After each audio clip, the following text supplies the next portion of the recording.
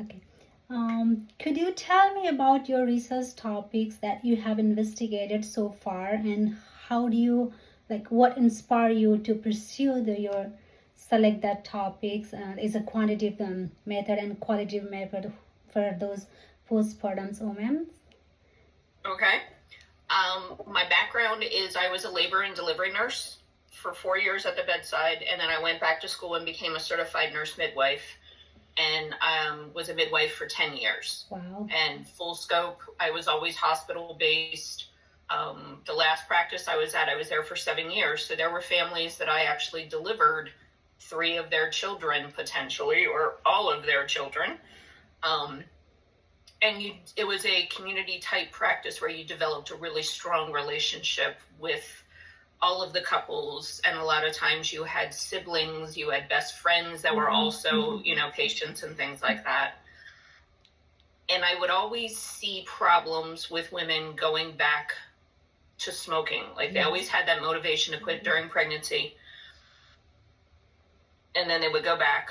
Or sometimes if they had only smoked a little bit and they didn't have any problems.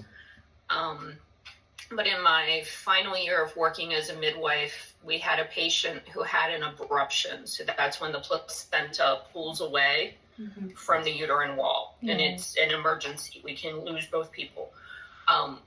We did not lose the mom, but we did lose the baby. Oh. And the mom was 34-35 weeks gestation. So the baby should have been able to survive if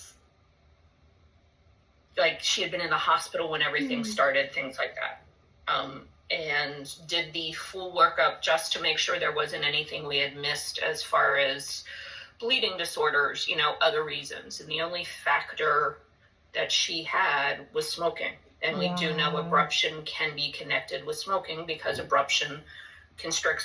smoking constricts vessels, and the placenta's foundation is vessels. And then I was taking care of, I think it was a sister-in-law to her. I don't remember the relationship. And she was at the end of her pregnancy and just petrified that, is this going to happen to me? Oh, yeah. And part of my conversation with her was, you don't have the same risk factors. You never want to come out and blame. Yeah. But I remember having to look the couple in the face and say, the only risk factor that we have for why this happened is smoking. Correct, yeah. So there were people at University of Pittsburgh that were looking at various aspects of trying to get people to quit during pregnancy, and even a little bit of looking at it relapse afterwards. I'm a midwife and I love talking. Yeah. That was kind of where I wanted to go qualitative. And it was truly looking at more of the postpartum relapse. Yes. Now, during my PhD program, there are many statistics courses that I had to take. And the final one looked at, we had to get a large data set and actually do a big quantitative study. Okay. So across the country, I think 40 out of the 50 states, there is what's called the PRAM survey, and it's Pregnancy Risk Assessment Monitoring System, or Monitoring Survey. And they will actually, in the states, every month, they randomly pick people who've had babies. So if a birth certificate had been registered, they pick these people and they send them a survey.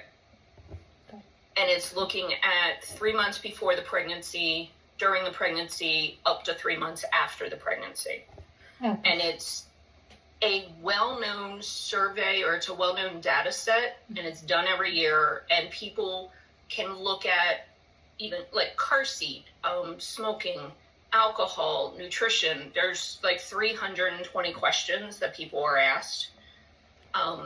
And so I ended up getting that data set for my statistics course, and then tried to look at and did an analysis quantitatively as far as what are predictors that people are going to relapse. Because people always have a lot of different studies come up with a lot of different unmarried, socioeconomic status, race, a lot of different things. The only predictor I came up with actually doing the analysis was breastfeeding status. Oh, okay. And so that was kind of one of the stepping stones to also think about for the qualitative part, where I really wanted to see, as people are going through the stages of becoming a mom and all those changes, what were predictors, what were triggers, or how did some people manage those triggers? Sometimes people didn't manage those triggers. Yeah. And so we did make sure of the factors that I had looked at in that quantitative study was how I made sure when I was getting people and recruiting in my qualitative study. Okay. I actually, as a side note, because it's been at least, the data set I used would have been 2011 in Pennsylvania. Okay, 2011. Because it takes a couple years till the data can be available. So I was actually doing the analysis in 2013, 2014 before I left Pittsburgh. Then how many population was that? There were, oh good Lord. It was a couple thousand, I think, that they had pulled. I mean, it's a large data set. And so you end up having to do, I actually worked really closely with the instructor, our statistician at the University of Pittsburgh, because not everyone answers all 320 questions and everything else. I think what ended up happening is I had pulled out women who at least said that they weren't smoking at 3 months during the 3 month before pregnancy, and hadn't smoked during the pregnancy. I think I had just under 200. I mean, so it was a nice number to look at. I mean, and we were able to see statistical significance and everything.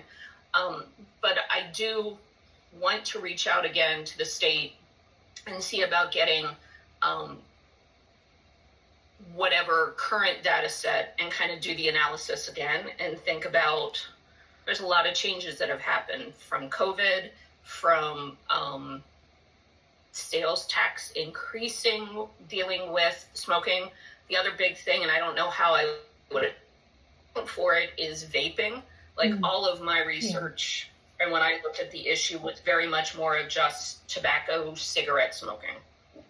I hadn't necessarily looked much at anything yet of e-cigarettes and vaping. I don't know, beyond doing the statistical part, excuse me. It's okay. I'm not in practice anymore, so I don't have access as easily to patients. Okay. So I'm doing it more from the standpoint that I have a love-hate relationship with statistics, and actually did enjoy doing the steps of using the statistical program to come to an answer. Yeah. But in and of itself, I don't have an outlet to be impacting postpartum relapse much anymore. So I don't know how much more I'm going to take that in any other direction. Okay. Thank you. There are like any age group on that population? Say that again. There were like any age group on that population, like certain, like, do you have like specific age? I actually, when I studied, so for the quantitative study, it would have been anyone who had a pregnancy. Okay. For my qualitative study, when I interviewed people, 6 people. I went 18 to 45. And part of that was the, if I had gone under 18, I would have had to have been doing additional IRB, institutional review board, the ethics review. And I really didn't want to do that. The other part being, technically, if you're under 18, you can't legally buy tobacco products. Okay. All right. Thank you for the information. And another questions I have, can you describe your experience as a principal investigator? What are the responsibilities do you hold in that role? Principal investigator is in charge of everything. And so from that standpoint, I would have had my committee members are also were on my qualitative study, making sure every deadline comes to you. So every time something was questioned by the ethics board, it comes to you. Mm-hmm. I ended up being the only contact for trying to recruit people. Oh, okay. Screening those people, interviewing those people. When you move into having multiple phases or multiple people active, and I'll talk about that because there is something I'm a part of now, that principal investigator still is on the top. But if you have co-investigators or other people, it does take the burden off a little bit. Mm-hmm. But literally, when I had flyers up for my study, I had actually gotten a separate cell phone to have a number posted, and I carried that with me 24 hours a day, just in case anyone contacted me. So yeah, it is, you're in charge. Everything goes through you. Thank you. As a principal investigator, how do you ensure the protection of the human subject in your research? So, like, could you elaborate on your, like, how do you address the flowing, like, ethical principle, like, for example, respect for the person, beneficence, and justice? Okay. Part of what ends up happening is, depending how your study is, there's different principles that become important. Okay. So what was nice in the quantitative study is all the information was de-identified. So that, I didn't have to worry about all of those steps because there was no way to connect people to data. Gotcha. Very much from the qualitative or other studies, when you're going to have interactions with people, a lot of the principles are going to be based on what your interactions are like and what could happen. Okay. My big one was, can I keep information protected or confidential? Correct. Yes. As far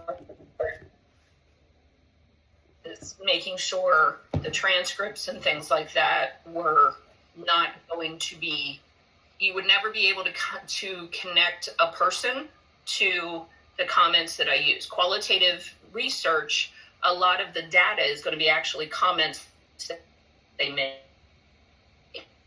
So we end up putting quotations into the journal articles, where quantitative, you're putting the numbers, you're putting the data there.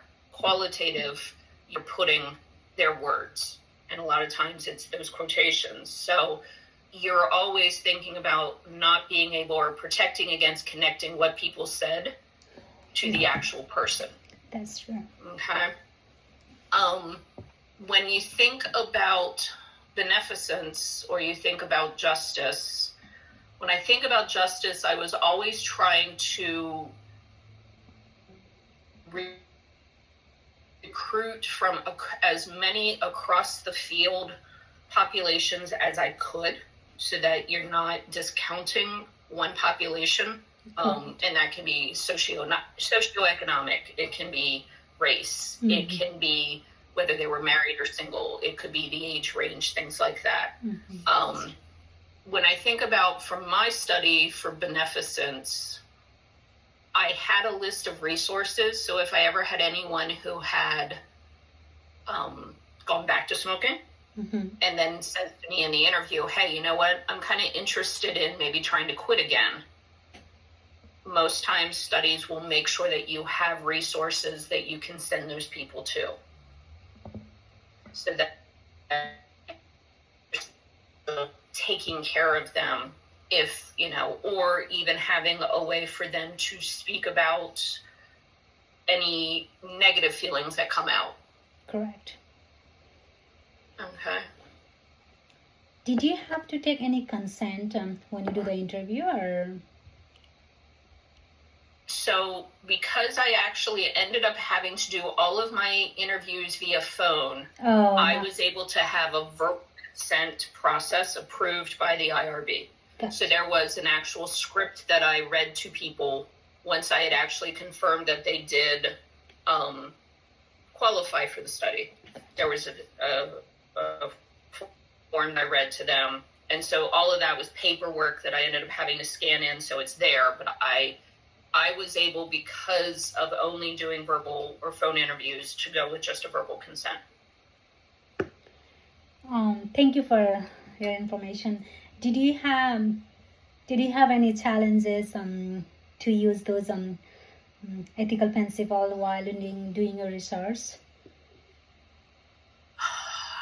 I didn't have, from an ethical principle standpoint, I didn't have challenges. What I had the most challenge with was finding people. Postpartum, guess what? They're busy. It was, I only ever ended up, I enrolled 6 and interviewed 6 women. Yeah. And we did feel comfortable going forward with that as far as defending my information at my dissertation. But it was not as much of the ethical principles. It was, well, I'll take that back a second. The IRB had concerns about, when I was still in Pittsburgh and trying to set up how I was going to do this before I actually moved back to York and took the job at York College, I thought I would be doing my research in Pittsburgh. And certainly the School of Nursing does a lot of research studies. And so what I was planning was having moms come in with their babies, doing focus groups, and then potentially pulling individual women back to kind of get a further idea of their perspectives. And the IRB had a problem with moms bringing their babies with them. And so in some respects, their pushback against that, especially when I moved here to York, and so they had no concept of what I thought about as far as the resources that I had available, when they didn't even like the resources that they knew about, literally in the School of Nursing, led to their concern for protection of the babies being brought along to the research pushed me into having to do the phone interviews. Because that is not what I wanted to do. So I think that decision by the IRB impacted, like, I had to rewrite my protocol. And then figure out how, okay, we have to go with verbal consent, and how am I going to find these people? It definitely changed. I don't know that it was necessarily, it just changed it. Okay, thank you. Thank you for that. Another question, what role has the IRB played in your research process? I know you talk about a little bit. Well, and it is interesting because one of the courses that I've taught at York College to our undergraduate nursing students is actually nursing research. And part of that is talking about some of the rate of unethical research studies that have been conducted. And certainly there are some that are connected to gynecological care and things like that. So every time I feel upset about the IRB being so rigid, I also do have in my mind, it has its purpose. Okay, it has to balance everything, because we have a history of research studies that didn't protect the patients, the population that they were working with. And it's not been that long ago that some of those atrocities happened. And so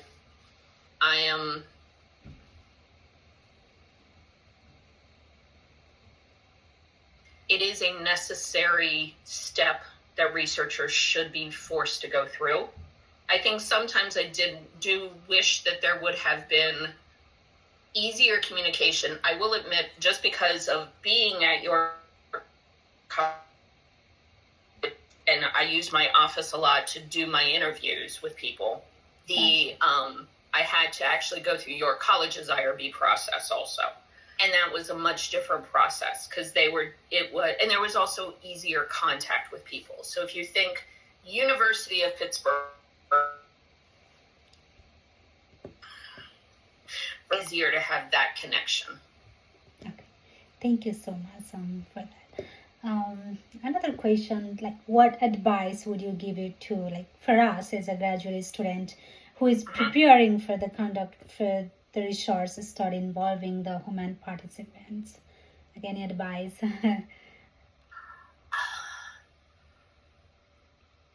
I think it is having a clear picture of what you want to do. Yes, correct. Mm-hmm. But then also making sure that you have good facilitators, instructors, faculty that are also telling you what is possible for the stage that you're at. Correct. I think I would have liked to have had people be provide a little bit more oversight to me when I was going through the process. And there were a multitude of factors why that wasn't there, but at times I felt like I was swimming in an ocean and there was no lifeguard. So I think, yes, it makes sense that you have what you're passionate about, and then it's also beginning to let other people tell you, for this piece of the puzzle that you want to do, that's true. This is what makes sense, and this is what will be that first step. I think I kind of came out of my PhD with a little bit of a negative connection with research. Okay. Just because it was 11 and a half years. 4 years of the classwork and everything else, and then it was 7.5 years till I got my dissertation done. Wow. And COVID was in there. Some pretty substantial crises for my father were in there, but it drug on. But I am finally, with some other projects or looking at and recognizing if I want to go for tenure, there has to be some type of scholarship or research endeavors, but actually moving it more towards education of students, because that's where I am right now. Yeah. And starting to work with other people in the department, I'm starting to see it is that idea of a little piece in the beginning, especially when it's your project that you have to do, and then build from there. So that would be my advice of, yes, dream big, but make sure that it's your dreaming reasonable. Thank you so much.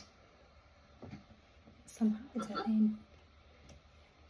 Another question, have your views on research ethics change over time, compared to before? Could you say it one more time? My computer kind of stalled for a second. Have your view on research ethics change from before and now? Any change on the research ethics, from your experience? I think it has, from the standpoint of recognizing, especially for healthcare research, that needs to be at big facilities that have all of the resources, but I like that this idea from here in the department of making changes or thinking about ways we can help the education process move forward for our students. What I do appreciate from a healthcare standpoint is learning a lot more, because I didn't know much about it when I was practicing, evidence-based practice and that EBP project, that model, that the Johns Hopkins model and things like that, to also see on units nurses using some of that EBP model to make small changes. That's been helpful too. Okay, so I think it's, again, I'm kind of falling back in love with research, or at least falling back in like with research, because I definitely did not like it. But it is that idea of, I think it's, for where you are, you bite off, you figure out what the scope of the project is you can do, and you move with that, and then you have less heartache. Thank you so much. The last question is, do you, like, what do you believe the most important, like, ethical consideration in human subject for research today, like nowadays? Nowadays, I'm going to actually go back almost towards more of my women's healthcare. Yeah. We are not looking at equality when we look at the patient populations that we pull into research. We are not looking at, and this actually gets back to beneficence and justice. We're not using our research dollars equitably across all the populations that we should. And so that's what's frustrating to me, is part of it is the political climate that we have here right now going on as far as DEI. But it shouldn't have taken us 20 years to figure out that women experience a heart attack different than men. And we can tell all of the parameters for a male heart attack and what's coming, and we still don't have a good firm handle on a female. And then again, within women's health, the mortality that is associated with pregnancy and the rates that we have, or the differences across race. And I'm getting tired of having to say, I know this is a difference, we just don't know why, because we're not putting the dollars into figuring out why. Okay. So that's, from healthcare especially, that is where I'm disappointed in where we are from a research standpoint. Yeah, that's true. I think that's all I have questions for you today. Any other suggestion for us, like in the future? So what is your interest? What is your background in nursing? My background, I've been nurse since 2009. I'm from Nepal. I was a nurse over there, working as a 4 years med-surg unit, and I also work in the emergency department for years. And here, when I came in here in 2012, and I became a nurse, and since then I've been working as a med-surg and telemetry, cardiac units, and emergency. Right now, I'm working as a flex. I'm working different units. My focus is med-surg, adult populations. That's my interest.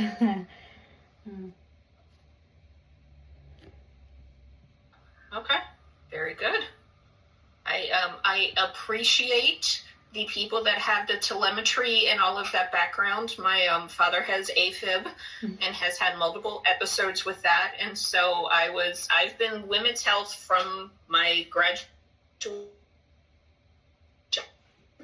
So I've had a crash course, unfortunately, in some of that telemetry stuff along the way for his health. And so I always come back into, when anything happens, I end up coming back to my people faculty-wise, and go, why is this happening? What are they going to do next to him?